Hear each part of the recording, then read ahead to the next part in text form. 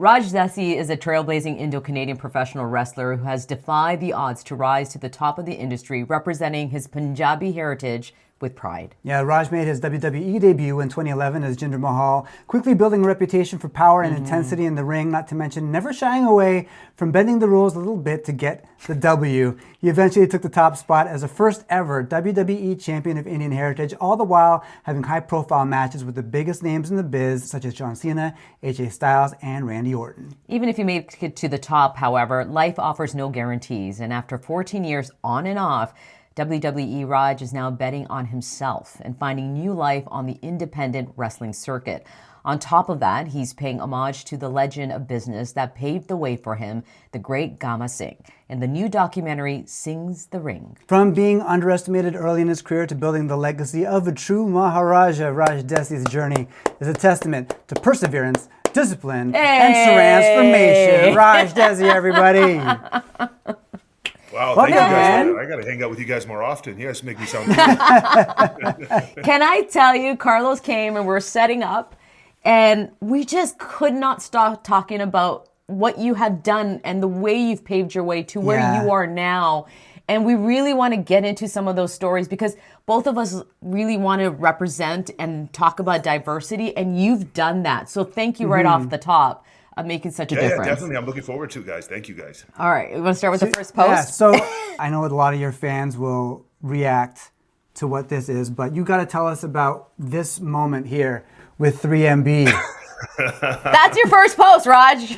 You said in the caption, Jinder Mahal is now on Instagram. The Maharaja of WWE, Jinder Mahal, now on Instagram. So yeah, look at this. So I set up my Instagram. I remember I was in Sacramento at the Sleep, which is now, it's now no longer open, this arena. It was called the Sleep Train Arena in Sacramento. And my friend, his name is Manny or Kelly Quest. He's into media and social media. He's always telling me what's the latest and greatest and kind of pushing me towards social media and posting and sharing my life. So I remember him telling me, hey, there's this new app called Instagram. You got to get on. You got to get on this. And I was like, I kind of reluctantly signed up. I was like, okay, this is going to go nowhere. These apps open up all the time, etc. So I was like, yep, sure, done deal. And I guess that time, does it say the date, the year on it? What's great about this, October 8th, 2012. So you were really early with this because a lot of people that we talked to, and certainly like myself, I think my first post is 2013. A lot of people didn't jump on it quite as early as that. Yeah. Again, I had the you were ahead of the game, man. Yeah. So that must have been early when 3MB was formed because we soon, probably shortly after that, all got matching leather pants. And I think maybe those leather pants were in production during that picture. But it's myself, Heath Slater, and Drew McIntyre, the three-man band. So I think now, enough time has passed where it's kind of, people have nostalgia and they kind of miss 3MB and they remember the good times. But at that time, we didn't have a whole lot of support, not like now. No. So it's, but I think the band has to reform, maybe have a reunion tour of some sorts here pretty soon. As a follow-up to that picture, I did want to show you this one because this is way more recent. And this is I think this is the reunion that people really want. You guys get you on the road First of all, together. you guys look awesome. You look congratulations, first of all. Yeah. And you guys, how did you get them in that? Like, did you say, okay, you're going to wear this, you're going to wear the Desi clothes, and they were like, yeah, let's do it? They did it on their own. They did it on their own. They did it on their own. Yeah. I told them, guys, we're going to do your guys' turbans in the morning, come to my house, and we're going to do those. But their outfits, they completely did those on their own. Drew actually got his from India. Heath, I'm not sure where he got it from, but both guys looked great. I think everybody is excited. Like people from different cultures or races or country, different backgrounds, right? They always kind of have they fantasize about the idea of going to an Indian wedding. Like it's very glamorized, as it should be. I mean, ours was a 3-day event. Like they're grand events, and I think everybody wants to dress up and take part in the cultural element. And we're always so welcoming too. We love it. We love seeing the outfits, sharing the food, sharing the culture, sharing the traditions. So it was a very special moment from myself personally that day with 3MB, taking that picture and just having those guys at my wedding. Are they So 3-day event. I gotta ask because was your wedding on time? Because I've been to a Punjabi wedding, Raj, and I showed up at 8 o'clock, but didn't start until 10 o'clock. So I was sitting there by myself. So I married a Patel. So we had actually 2 weddings, Sikh wedding and then the Hindu ceremony, back to back. So we needed to be on time because it was a long day. So no, we were on time. Or my wife. You were on time. Good.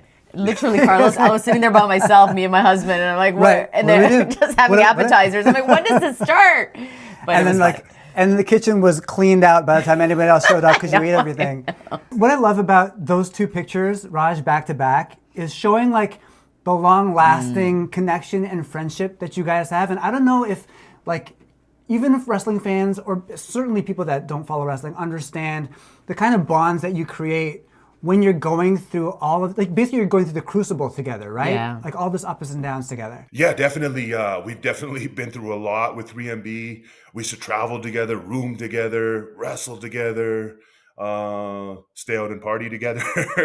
We were all young, and that was like just such a transformative time in our lives. And we always had each other to lean on, just the loyalty that we had together as a group. And I think that's one of the reasons that made it successful. Like, we were very unselfish. We just wanted to entertain fans and put on the best show possible every night. We didn't really have any egos, but we had the time of our lives.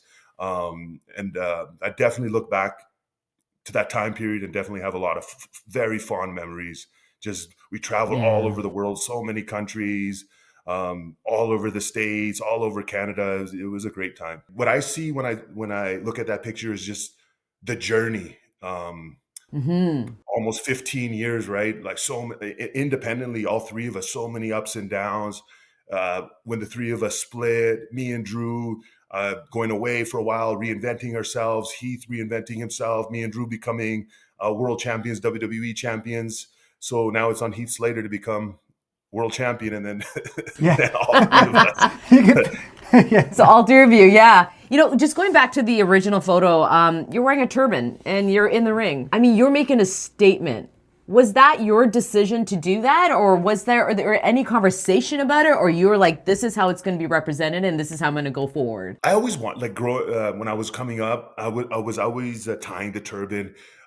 Just everyone I looked up to, Punjabi wrestlers, Tiger Jeet Singh, Gamma Singh, they all wore turbans and represented our culture, our heritage, because Punjabis have such a tradition in wrestling. So, like, Punjab in India is only 2% of the population, but to the wrestling world, it seems like all of India is just Punjabi, because every wrestler you see is Punjabi. I don't know what it is. Maybe it's just maybe our background with Kushti, traditional wrestling. Just genetically, we're a little bit bigger and sturdier. I don't know what it is, but I wanted to represent that Punjabi culture. So I would do the turban when I was tie the turban when I was starting, and then when I got to developmental of WWE at the time, it was called Florida Championship Wrestling. This is before NXT.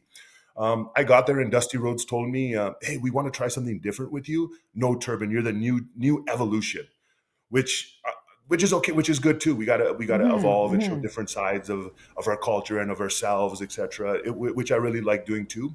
And then when I debuted in 2011, I didn't have a turban. And then I think maybe a year or 6 months later, I did want to always bring it back.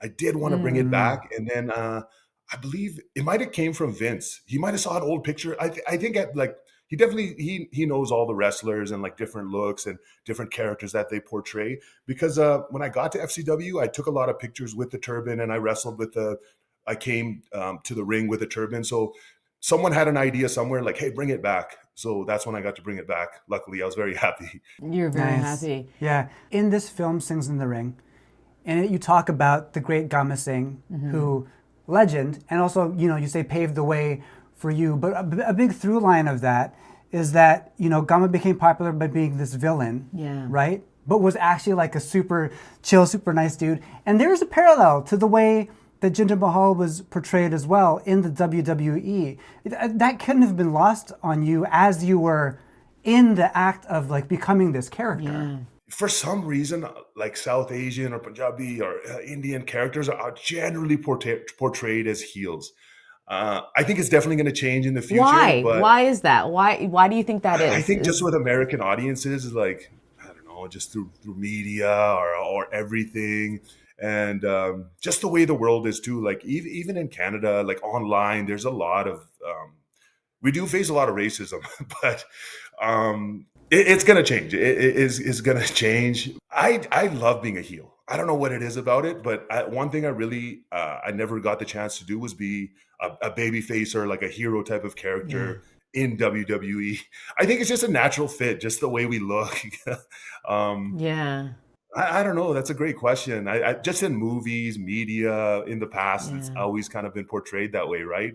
I kind of feel like we're pigeonholed in a way. We're boxed in a certain way. We have been, and I think it's only a matter of time till the next generation of guys come and break through that and just like really show.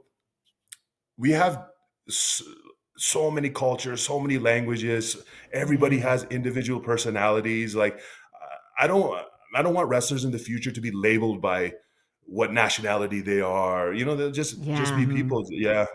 And I think it's going to come. I've seen it kind of evolve with other races and people from different countries. For example, Japanese wrestlers, they used to always be portrayed like as like kind of foreign, mysterious type of characters. And then you have someone like a Shinsuke Nakamura, you know, who comes out to non-traditional Japanese music, like his wardrobe, his dress is just that of a normal person, whatever he likes. So I think that's coming. Definitely, I would like to see that for the next generation of South Asian athletes in WWE or professional wrestling anywhere, really. When you're brought that storyline of your character as the heel, partly you're also kind of against the American people, which is hard to do. Did you ever feel uncomfortable with taking that approach as Jinder Mahal? Not really, because at the end of the day, it's just entertainment. And like in the southern states of America, like it's super, super easy. Like they just see you and they kind of the default setting is boo, like but at the end of the day, wrestling is entertainment. It's no different than television or movies, right? So no, I never found it challenging. It's also an identity of your character too, right? Sometimes you don't want to do it, right? Yeah, it was my identity. I always was kind of angry, and I was kind of portrayed as like the Mother Maharaja, rich royalty, like a kind of above everyone, looking down on people. So it was a cool character, but I wish I kind of got to evolve that. We were talking though about some of the ring entrances and like the dancers, like the ornament, like it was incredible the way that as Jinder Mahal was presented. It was a Bollywood film. The presentation that you got. It was exactly. Yeah. The Punjabi celebrations is what you're talking about. And actually, I didn't even make that happen. WWE made that happen. It was a creative idea. I didn't even know it was going to happen the first time we did it. The first SmackDown after I became WWE champion, I just showed up because in WWE, most of the time you don't know what you're going to be doing on television that day. You get there, scripts change. You think you're doing one thing, all of a sudden doors open. No, we're going a separate direction. And you really have to be flexible as a WWE performer. You got to stay fluid. Things change. Things change in the ring. I've had time added, time cut, the result change. Hey, you're no longer, like referee tells you, hey, the other person's winning or you're winning now. And you just got to kind of adjust on the fly. But those Punjabi celebrations were incredible. They got to show our culture, our culture, our heritage, our music, just the colorful celebration, the outfits. And it went quite viral. It got like several million views. And so usually anytime in WWE, there's a celebration or there's a wedding or there's a contract signing, someone always interferes. But like for the first time ever, we just had a celebration and nobody interrupted. It was quite amazing. Yeah, that's awesome.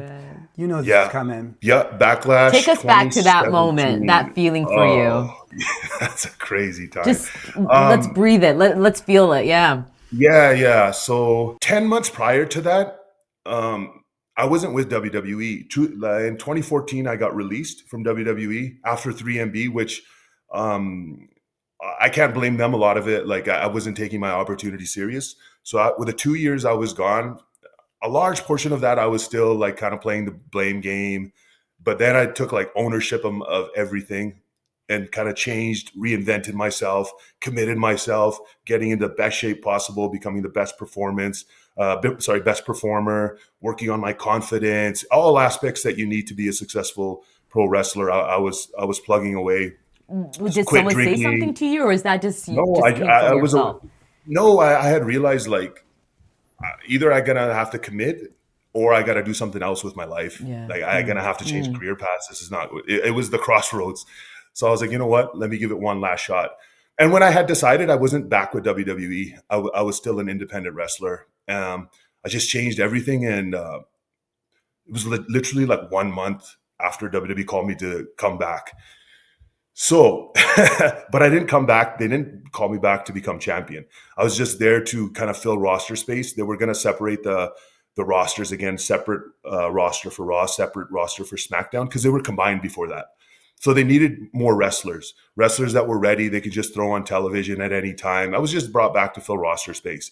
But something changed. Like my evolution continued through these months, and winning that WWE Championship was 10 months. 10 months prior, I wasn't employed by WWE. I wasn't employed by anybody. Nobody wanted anything to do with me in wrestling. Like I was looking at opening up a business or something. So that was a very special moment, just from just as a child dreaming of becoming WWE champion. Bret Hart is my hero, WWF champion. Like just such an incredible moment, and then to be the first ever South Asian WWE champion in history is quite the accomplishment in itself. You know, there's 1.4 billion of us, maybe even more, the diaspora around the world, and to be the one is. It's a very special moment. And speaking of Brett, you know, that would have made you the second WWE champ from Calgary, right? Yeah. After the person who so many people will say is the best to ever do it, right? I agree. Yeah. Huge boots to fill, definitely. I share this story a lot in podcasts, in our interviews. In 1997, I saw Bret Hart when they were doing the Canadian Stampede here in Calgary, at the Calgary Stampede. I saw him from 100 yards away. And then to now, where actually this Friday, October 17th, I don't know when this podcast is coming out, but I'm actually going to be wrestling for he has a promotion here in Calgary that Nice. I'm going to be wrestling. So now I'm going to be wrestling for Bret Hart, and he's there. And, you know, I have Bret's phone number in my phone. It's very cool to, you know, it's Do you one of text those him all things the where time? people. No, I actually don't. I never have. But I could. Let's text him You right gotta text him now. right now and be like, yo, man, we're talking about you. How's it going? Happy Thanksgiving, bro. Happy Thanksgiving. Oh, yeah, that's true. Yeah. So you have a reason to do it, yeah. Raj, I met Brett once. He was in Toronto and he was doing like a pantomime show. He was like playing like the way, really? genie. And you know, even when I was younger, starting my career interviewing, I would rarely get nervous. I was playing cool all the time. This was the first time I ever was like, yo. Like I was in the ring, like the stage ring that they had made with one of my heroes, and he was like, do you want to do something? I was like, huh? Yeah. And he was like very kind about it. He just like basically tripped me and I did took a back bump. He taught me how to do a back bump. Oh, nice. But it was even now, like 20 years on, is like probably top 3 moments I've ever had on TV was like getting to meet him and doing something with him. So yeah, you gotta text him, bro. Yeah. You gotta be like, happy Thanksgiving. Yeah, I think Carlos says hi. being Canadian, he's all of our hero, and he's such a down to earth person. When you meet him, it's like Yeah. he's just a normal guy. So after this champion, this moment, who did you call? I'm so curious to know how you celebrated. So you're going to be disappointed. Like I was so dialed in with everything: training, resting, sleeping, recovering. I mentioned dieting, but I'll mention it again because to have that sort of transformation, to be in that shape, I basically hired like a bodybuilding coach. So I'm like weighing everything, like everything is measured, everything is calculated to the amount of cardio that I do, to the I'm tracking my sleep. So honestly, that night, my cousins had came to Chicago. to watch the show. We went out for dinner. I ate like fish and rice, and then I went to sleep. Did nothing. It didn't really kick in until the next morning when I woke up. I slept in bed with the title actually. So the next morning, I actually have a picture of it somewhere on my phone too, like the title laying in the bed, and it still has RKO plates on it because it takes like a day or two for them to change the plates to your name. So that's when it kicked in the morning. I'm like, oh my god, like this is weird because winning it is. Would you say that was the highlight of your career? Like was that the thing that? Oh yeah. Was the thing? Yeah. That was. If I had to choose one moment, I've had so many moments, but if it's one thing, yeah. Because the thing with becoming WWE champion or world champion, like your life is never the same. Like you're defined as like WWE champion or world champion for forever, at least in the world of wrestling, in the zeitgeist of WWE. But like that's the thing. Like when you're a kid and you're watching, there's no greater goal in terms of like, if you ever wanted to be a wrestler than that. Yep.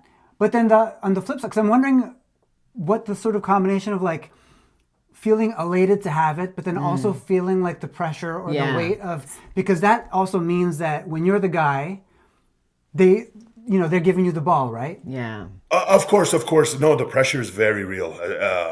That's what I was saying. Like the next morning, it like kicked in. Like, oh my god! Like because that day I had to wrestle, and the next day, and now you're in the main events, and you're faced with a lot of criticism when you're in a top spot. You can't let that get to you. You have to main event pay-per-views. You do media. Interviews all the time. Now you're traveling just with the title representing. You're basically the face of the brand. So it's a lot of pressure, but I was ready for that moment. Like I was committed. That's why after I won the title, there was no celebration. Like I need to sleep. Like I can't change anything. Like whatever got me to this spot in the last 10 months that I've been doing. Like if anything, I gotta even push further and do even more.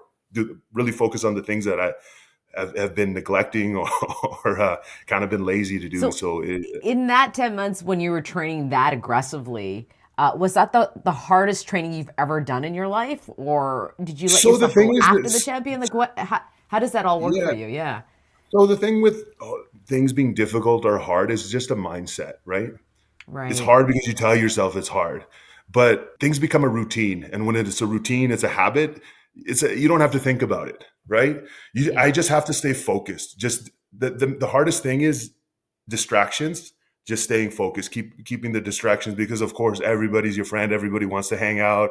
Everybody wants to do this. You're invited to this and that, but you got to kind of narrow it down and look at things in a way like, is this thing going to help me or is this thing going to hurt me? Is this thing going to get me to my goal or take me away from my goal? So I think that's the hard part. Training, I've been training my whole life. I love training. It's hard training, but when you see the results, it's where like you want to train even harder.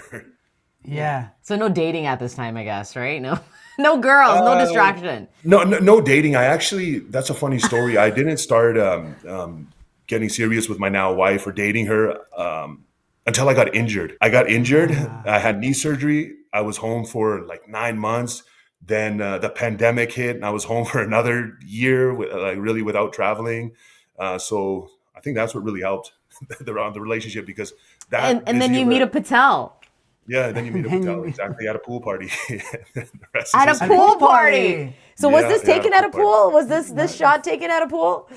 No, this was at our reception. This is actually in Calgary.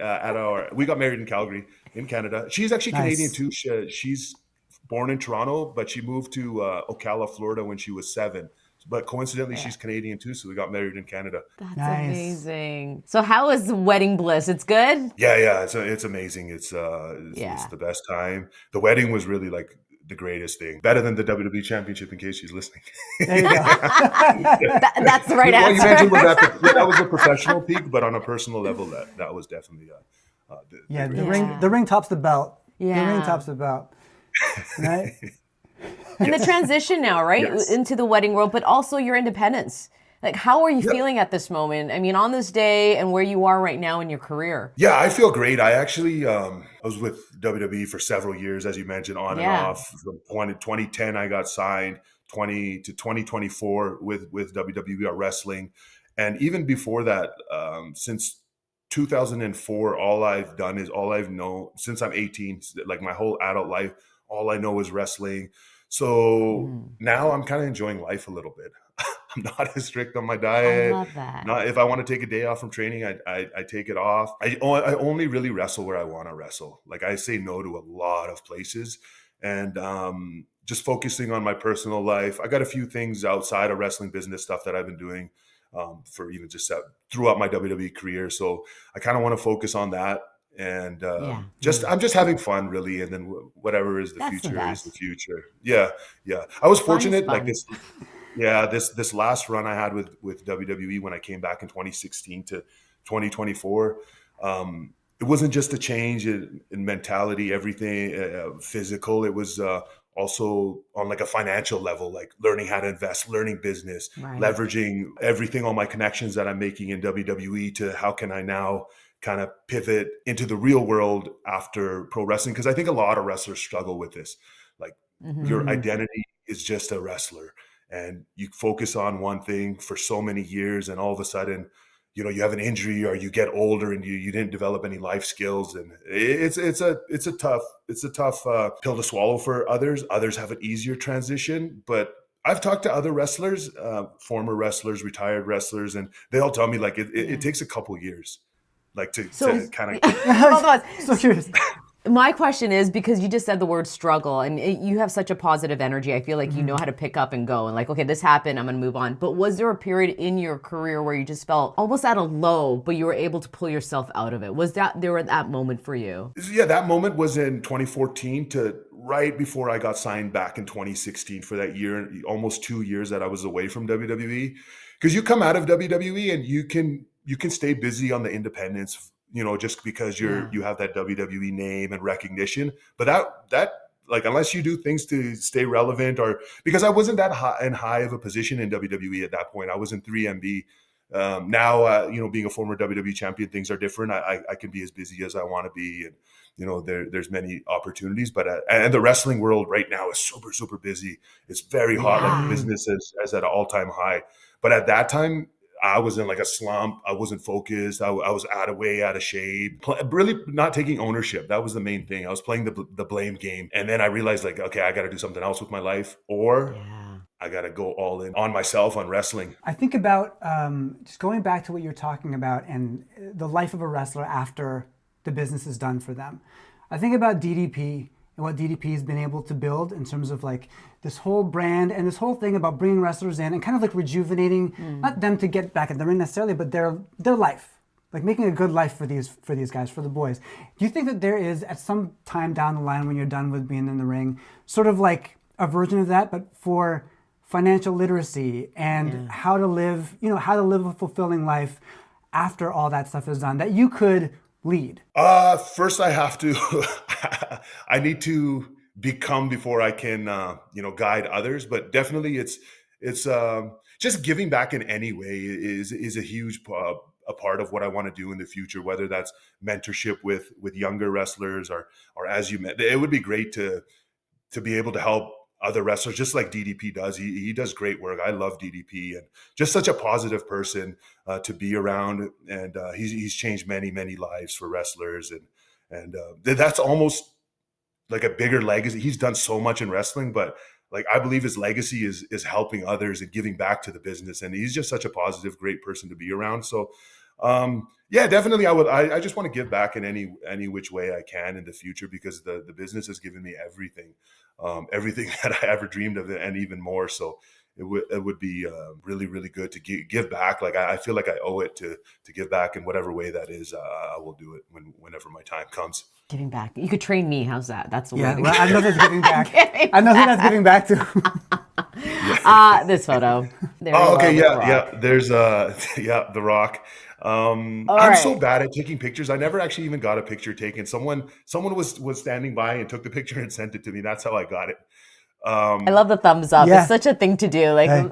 It's either this or you guys would have been standing like this. Yeah, this or the point. But those are the only two photos. Yeah.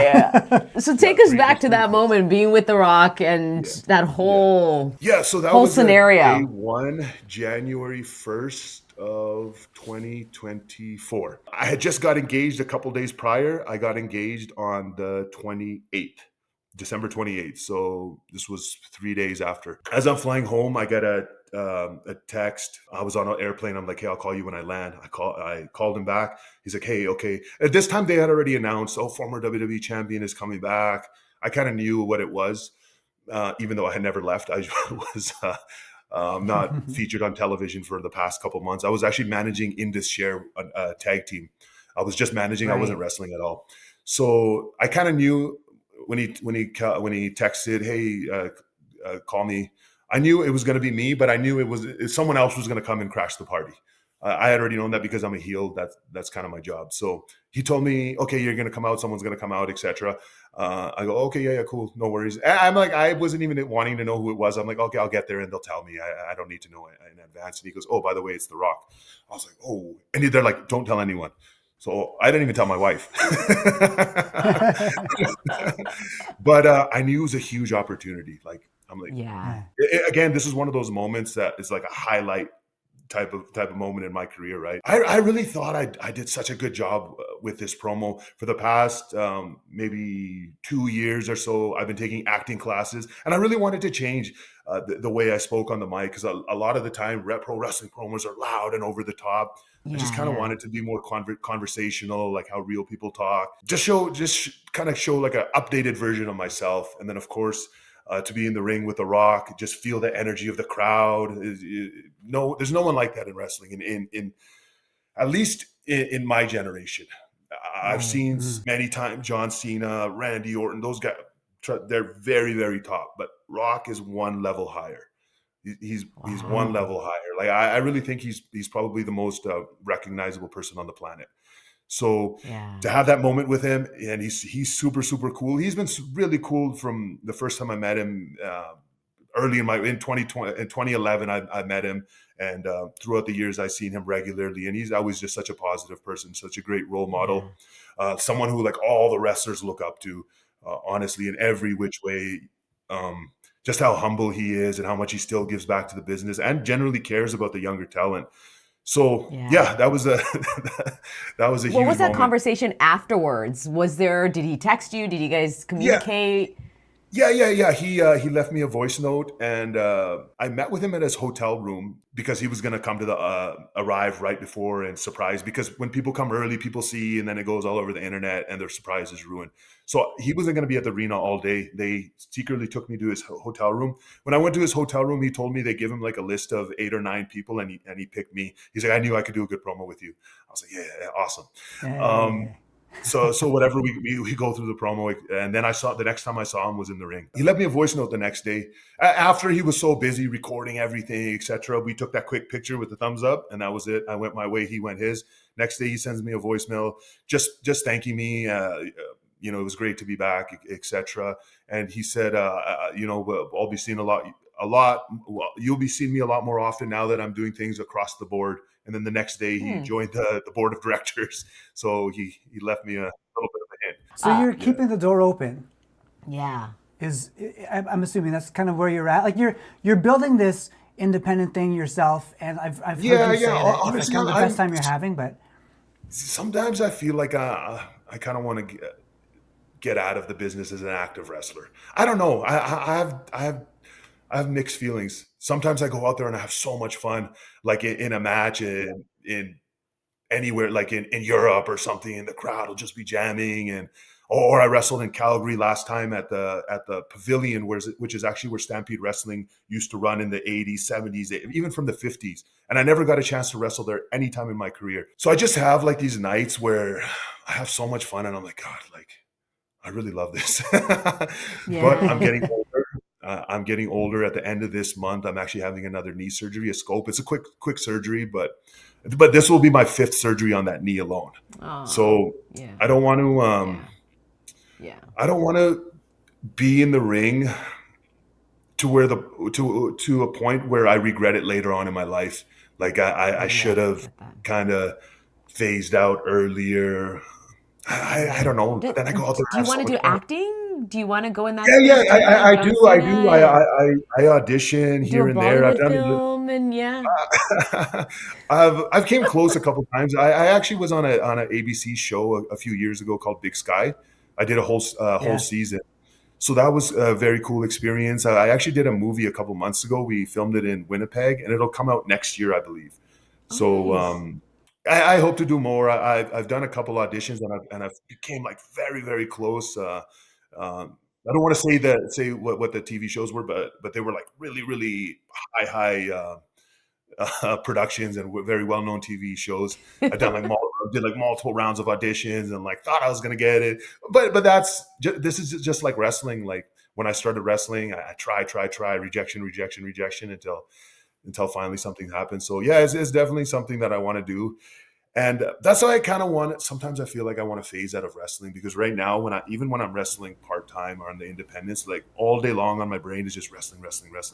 Yeah. As soon as I kind of turn the volume down on that voice and focus on other areas, I think because that's what it is. It's you get back what you put in.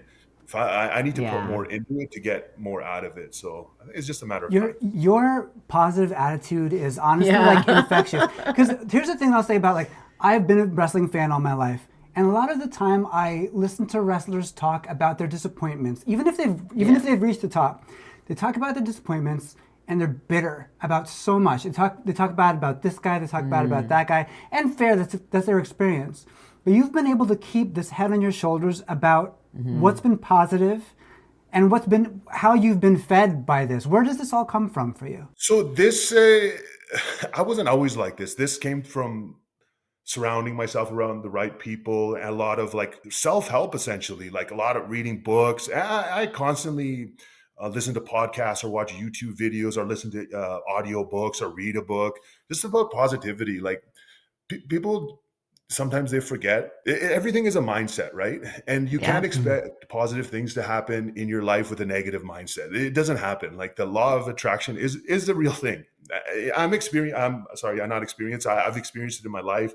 I'm proof of this. Like it all starts here. You switch this and things, they change around you. Like it is a real thing. So for me to just be negative and bitter, it doesn't serve me. It doesn't serve anybody. But just, we only live once. Might as well enjoy it, right? There's so many wrestlers, like you wouldn't believe, like at the very, very peak, they're miserable, they're bitter. But looking from the outside, you would think, like, these guys have everything. You have everything. You're where you wanted to be your entire life. Whatever you worked for, you're there. I don't know. It's strange, but I understand. It's letting go of all that noise, right? Like getting rid of all that. What happened has happened. Move to the forward and live life to the fullest. So I love that mindset you have. And it's, life is short. Your WWE career, anything you're in is super short. It goes like this, right? So just to take a step back and enjoy it, I think is the best thing you can do. Raj, I went to my first wrestling. When was that? You went to here in Toronto. Yeah, when was it? Like a few months ago? A few months ago, when Cena turned heel for the first time. Yeah. Oh, yeah, I had the best time ever. I was right in front, and I was like, you guys are talking to each other. You're making the moves happen while the wrestling is. And I called Carlos the next day. I go, because I used to like WWF, but I've never been to an actual, and it was absolutely amazing. Itself is its drama, right? It's so good. Yeah, do you get to watch it yourself? So that's actually one of the things I want to do so bad. I want to go to a show and just enjoy it and not have on my mind, I have a match, I have a promo, or like, I just want to go to a show so badly, like just wear like a Rey Mysterio mask, sit in the front row and just watch. You expect to go to a show and not be recognized by people? Like you expect to go like incognito? Because even if you wear like a black hoodie, people are going to think you're going to do a run-in. Like even if you go in disguise, people are going to be like, he's running into the ring. That's amazing. But I became a super fan after that. Oh my God. I did 2 shows where I actually got to be in the ring, and I was like, I can see how this is addictive. Yeah. Like I can see how people would want to do this all the time. Yeah. It's the greatest form of entertainment. There's improv, there's showmanship, there's there's talking, the ability to talk, physical acting, stunts, one take, live, like it's an incredible form of entertainment. Like a lot of people don't give it the credit it deserves. A lot of people have a stigma, like a pre kind of existing thought about it. Oh, it's fake, or it's nothing like that. Like there's a lot of improv. You can't fake gravity, one take, live. You guys get no hurt, stuntman. yeah. Live so on a fun. microphone. And the slamming of the chairs and Dude, like who so fun. I want to get in the ring. She was like, after that show, like I would talk to her about stuff beforehand. She'd be like, yeah, okay, yeah. After the show, she was like, oh, I get it. I get it now. Yeah. I get it. Yeah. And India gets it. I mean, talk about fans in India. This is in Mumbai. Yeah. Like you have the whole world of India behind you. Like that's huge. Yeah, India loves wrestling, and before, when it was on Sony, everybody watched wrestling, but now it moved to Netflix in India, and it's a developing country. Not a lot of wrestling fans are normal people, like just working class people, and Yeah. to get Netflix is a little bit difficult for them financially, etc. So they still follow a lot on YouTube, etc. But there's no like company in India specific. So WXM is actually doing a really good job. They're fostering talent. They actually have their own kind of developmental system where in-house they have over 20 wrestlers that live there, that train there, they get diet, they get coaching, everything. So these guys are going to really develop the next generation of Indian talent. And actually on their YouTube WXM, they started to release a little bit of their footage. There's episodes coming out where you can see the upcoming Indian talent. And of course I'm there. I want to give back so much. I when I go there, I'm helping out all the younger talent and everything and giving back. So definitely keep your eyes open for WXM. What do they call you when you go to India? Like when you go to the village and Maharaja. meet family? The Maharaja. Of course. Oh, for wrestling or just normal people? Just not like when you walk, when you come in and you're like the uncles and yeah, so aunties, right? weird. Like they must give you a name. Actually, they still call me by my WWE name, Jinder, or the Maharaja. There's just so much like fandom for wrestling in India. I think just the larger than life superhero type of vibe just resonates so much. Like if you look at our Bollywood stars, they're all like kind of like the macho, the kind of macho guys like Salman Khan. They all have like that type of special vibe. And a lot of WWE superstars are super popular there. John Cena, Undertaker, like these are Triple H. These are like god-like figures there in India. How's your singing voice? Because that's another avenue for you. Come on, man. Yeah, my auto-tune voice is quite good. Yeah, definitely. We got auto-tune and AI now. Yeah, maybe get AI to write me some lyrics. Yeah, it's possible. Yeah. I'm curious, and I don't know how you can answer this question, but I'm curious to know, with where you are now, who is Jinder Mahal to you now? I think that was a character that was in WWE, and I kind of want to leave that there. I want to show a different side of who I really am, which is something that I never got to show people. And I want to do a better job of that now, because when I was in WWE, you're just in WWE mode at all times. Like now I'm in that transition phase where I myself am finding out who I am, because this has been my identity for so many years. Again, I mentioned just on my brain is all day long is wrestling. Like I'm trying to figure out who I am myself. So I don't know yet. We'll see, right? But that's life. Nobody knows. That's the beauty of life. Awesome. Well, whatever will be, and whatever isn't, won't be. It's life. But whatever I do, I know I'll be successful at it because I have the work ethic. I learned so many things from WWE. Like Jinder Mahal taught me so much stuff. And I'm very, very proud of that chapter in my life. And it's something that I'm going to be proud of for the rest of my life. But I don't want that to define me.